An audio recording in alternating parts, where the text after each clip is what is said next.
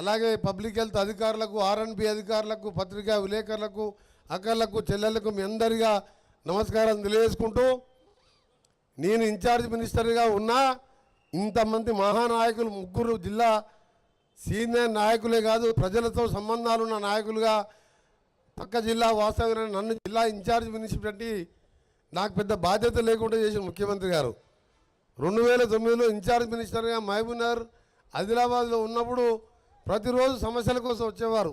కానీ ఇక్కడ మీకు పలికే నాయకులున్న డిప్యూటీ సీఎంతో సహా తుమ్మల గారు, పొంగులేటి గారు ఉండడం, మంచి శాసనసభ్యులు ఉండడం, తప్పకుండా నేను కూడా నా వంతుగా నా దృష్టికి వచ్చిన ఏ సమస్యనైనా మీకు అందుబాటులో ఉండి పనిచేస్తానని, అన్నిటికంటే ముఖ్యంగా కొత్తగూడెం పట్టణ ప్రజలకు ఈరోజు 124 కోట్లతోని ప్రతి ఇంటికి మంచినీళ్ళు ఇచ్చే కార్యక్రమం సందర్భంగా ఒక 5-6 మాసాల్లోనే ఆ ప్రాజెక్టు పూర్తవుతుంది. ప్రతి ఇంటికి మంచినీళ్ళు వస్తుంది.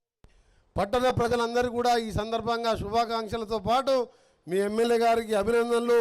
మీ ఎమ్మెల్యే గారు పట్టుబట్టి ఆ 124 కోట్లు తెప్పించుకొని రేపటి నుంచి ఆ పనులు కూడా మొదలు పెడుతున్నాం సందర్భంగా. దాంతోపాటు మా డ్రైనేజీ ఆర్ఎన్బిఎల్ కూడా డిఎంఎంటీ నిధులకెళ్ళి 4 కోట్లతో డ్రైనేజీ నిర్మించుకోవడం. ఇంకొకటి నిన్ననే నేను, బట్టి గారు, పొంగులేటి అన్నగారు గడ్కరీ గారు కలిసినప్పుడు ఇక్కడ ఆర్ఓపి గురించి సేతు పన్ను కింద 148 కోట్లతోని ఒక ఆర్ఓపి 12 ఆర్ఓపీలు ఇచ్చినాం మేము. దాంట్లో కొత్తగూడెం కూడా ఉన్నదని చెప్పడానికి సంతోషిస్తున్నాం.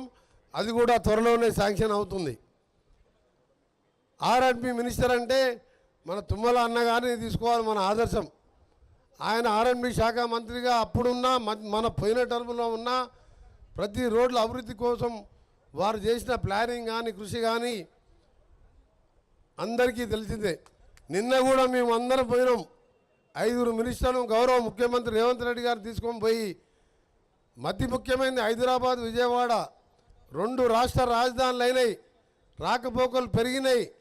కొన్ని సాంకేతిక సమస్యలతోని అక్కడ బీఓటీ ఉన్న సంస్థ రోడ్డు చేయకపోతే దాన్ని గడ్కరీ గారు వెంటబడితే పోయినసారి మా తీన్మార్ మల్లన్న గారికి స్వాగతం. మొన్ననే ఎమ్మెల్సీగా గెలిచిన తీన్మార్ మల్లన్న గారికి ఆ రోడ్డు మీద 3 సంవత్సరాలుగా పార్లమెంట్లో కొట్లాడినా కోర్టులో లీగల్ సమస్యలుండి అప్పటి సంస్థగా చేయకపోతే దాన్ని క్లోజ్ చేపించి వచ్చే నెలాఖరికి టెండర్ నోటీస్ ఇచ్చి ఆగస్టు సెప్టెంబర్లో దాన్ని పనులు ప్రారంభించే విధంగా హైదరాబాద్, విజయవాడ, హైదరాబాద్, మల్కాపూర్ వరకు ఇప్పుడు 600 కోట్లతో గతంలో నేను ఎంపీగా ఉన్నప్పుడు చేపించాను.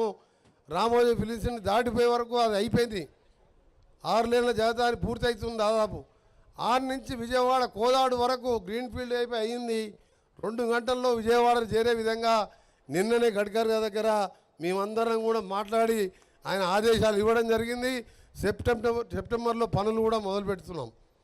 ఇంకొక రోడ్డు దాని హైవే నెంబర్ 930P గౌరెల్లి అంటే హైదరాబాద్ ఔటర్ రింగ్ రోడ్ నుంచి మన వయా పోచంపల్లి, వలిగొండ, తిరుమలగిరి, మహబూబాబాద్ మీదకెళ్ళి కొత్తగూడెంకి వెళ్ళి భద్రాచలం వరకు అందులో కూడా 63 కిలోమీటర్ల ప్యాకేజీ పనులు నడుస్తున్నాయి. వలిగొండకి వెళ్ళి తిరుమలగిరి దాన్ని నేనే శాంక్షన్ చేయించిన 2200 కోట్లు శ్రీరామ రోడ్డుగా అనౌన్స్ చేసి పెండింగ్లో ఉంటే దాన్ని మిగిలిన ప్యాకేజీలు కూడా టెండర్లు పిలవాలని చెప్పి మంత్రి గారిని కోరడం జరిగింది. దాన్ని కూడా త్వరలోనే పనులు మొదలు పెడతామని చెప్పి సీతారామ ప్రాజెక్టు కానీ ఇవన్నీ కూడా మీ జిల్లా నాయకులు ఉన్నారు.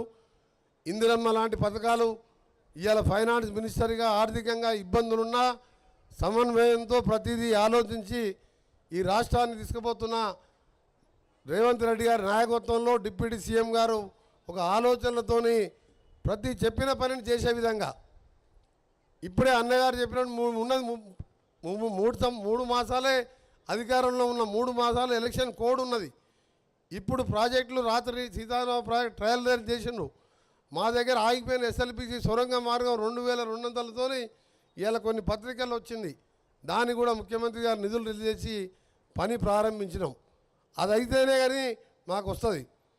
అందుకని ఇక్కడ ఉన్న సమస్యల గురించి కానీ నాకొకరు హాస్పిటల్ సూపరింటెండెంట్ నేరుగా ఫోన్ చేసి కొత్తగూడెం హాస్పిటల్కి వెళ్ళి నేను ఎవరు చెప్పలే మా అన్నలకు, మీ ఎంపీరా ఎండలు బాగా పెరిగినాయి, మా కొత్తగూడెమే కాదు ఇటు ఆంధ్రప్రదేశ్ ఛత్తీస్గఢ్ బార్డర్ కూడా ఇలా లేడీసు గైనకాలజీ వాడికి ఇబ్బంది ఉందని చెప్తే కూడా ప్రతీక్ ఫౌండేషన్తో కూడా హాస్పిటల్ కూడా ఎయిర్ కండిషన్ చేయందని నా తోచిన విధంగా నా దృష్టికి వచ్చిన సమస్యలు ఏది ఉన్నా సరే మీకు అండగా ఉంటానని, ముఖ్యంగా ఇంత పెద్ద మంత్రులు నా జిల్లాకు ఇన్ఛార్జ్ మినిస్టర్గా పక్క జిల్లా మానిగా నాకు కూడా చాలా సంతోషంగా ఉంటూ ఈరోజు నన్ను ఆహ్వానించడమే కాదు, ఈరోజు ఇంత మంచినీటి కార్యక్రమంతో పాటు మీకు మిగిలిపోయిన అన్నగారు చెప్పిన రోడ్డును కూడా వెంటనే మళ్ళా నెక్స్ట్ విజిట్లో మళ్ళా మీటింగ్ పెడతానని చెప్పారు గడ్కరీ గారు.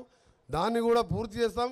ఏది ఏమున్నా సరే ప్రజల ప్రభుత్వంగా వచ్చే 5 ఏళ్లలో మీరు మేమిచ్చిన హామీలే కాదు, మీకు ఆశించిన పాలన అందిస్తామని తెలంగాణ ఇచ్చిన పార్టీగా మా మీద ఎంతో బాధ్యత ఉన్నది. ఆషామాషిగా సోనియా గాంధీ తెలంగాణ ఇయ్యలే. 4 కోట్ల మంది ప్రజలు పేదవాళ్ళు బాగుపడాలని ఇందిరమ్మ ఇల్లు ఇదే శ్రీరామచంద్రస్వామి పాదాల దగ్గర పొంగులేటి సీనన్న హౌసింగ్ మినిస్టర్గా, ముఖ్యమంత్రి గారు, డిప్యూటీ సీఎం గారు, తుమ్మలన్న గారు మీ అందరం కలిసి ఆ ఇల్లు కూడా ప్రారంభిస్తున్నాం. త్వరలో దాన్ని కూడా చేపడతామని చెప్పి మీ అందరికీ తెలియజేసుకుంటూ అంగు ఆర్పాటు లేకుండా మేము ఎవరికి విమర్శించాం. మమ్మల్ని ఎవరైనా విమర్శించినా మేము పట్టించుకోము. మాదంతా ఇక దృష్టి ఎన్నికలు అయిపోయినాయి కాబట్టి ఎన్నికలు కూడా మామూలు ఎన్నికలు కాదు. మహబూబాబాద్ నుంచి ఇటు ఖమ్మం, అటు నల్గొండ, అటు భువనగిరి దేశంలోనే రికార్డ్ మెజార్టీతో గెలిపించాను. ఎమ్మెల్యేలను కూడా ఈ 2 జిల్లాల్లో పెద్ద మెజార్టీతో గెలిపించాను. తప్పకుండా ఈ 2 జిల్లాలను సస్యశావనం చేయడం కాదు, తెలంగాణని అభివృద్ధి చేస్తామని మీ అందరికీ నమస్కరిస్తూ మరొక్కసారి మా ఎమ్మెల్యే గారికి మా తుమ్మలన్న గారు 2 సార్లు చెప్పి మళ్ళీ ఫోన్ చేసిండు.